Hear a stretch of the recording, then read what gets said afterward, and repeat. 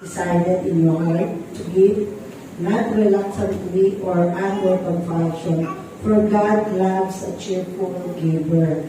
So, ito pong binasa natin ito na salita ng Panginoon. So, tayo po ay tinuturuan ng Panginoon kung paano tayo magbigay. So, ang pagbibigay po is worship po. One of the principle na as a people of God, we need to worship God. So, in giving po, binibigay po natin yung best natin sa Panginoon. So, God remind us na ang offerings natin sa Kanya, yung pagmamahal natin sa Kanya, dapat po hindi po siya napipilitan.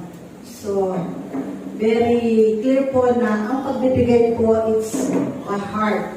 So, huwag po tayong magbigay kung napipilitan lang tayo. Amen? So, yun po yung inaalay natin yung sarili natin to obey God.